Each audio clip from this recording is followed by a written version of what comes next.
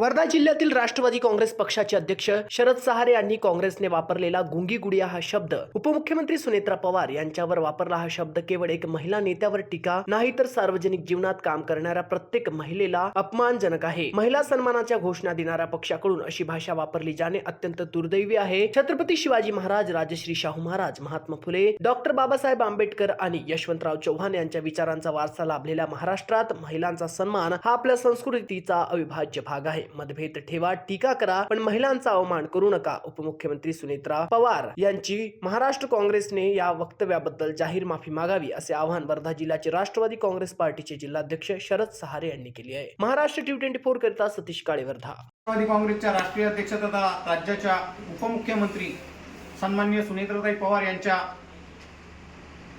विरोधात भारतीय राष्ट्रीय काँग्रेसचे प्रदेशाध्यक्ष सपकाळ यांनी गुंगी गुडिया असे जे वक्तव्य केले त्याच्या निषेधार्थ सर्वप्रथम वर्धा जिल्हा राष्ट्रवादी काँग्रेसच्या वतीने मी त्यांचा जाहीर निषेध करतो। काँग्रेसच्या नेत्यांना सांगू इच्छितो की आपण जनसामान्य लोकांचे प्रश्न सोडवण्यात जर व्यस्त राहिलो तर कोणावर वक्तव्य करण्याची ही वेळ येणार नाही। आणि या राज्याच्या प्रथम मुख्यमंत्री आणि महिलांचा सक्षम नेतृत्व सांभाळत असणाऱ्या सुनेत्राताई वहिनी या राज्याच्या विकासासाठी आणि जनसामान्य लोकांच्या प्रश्नासाठी सदैव तत्पर असतात।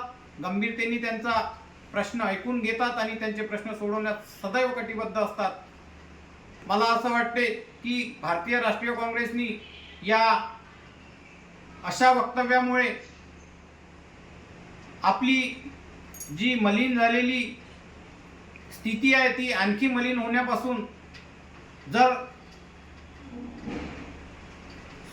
सुधारायचं असेल तर असे वक्तव्य करणं सोडून द्यावे, अन्यथा आमच्या नेत्यांच्या विरोधात असे वक्तव्य झाल्यास राष्ट्रवादी काँग्रेस पार्टी जशास तसे उत्तर देण्यास तत्पर राहील।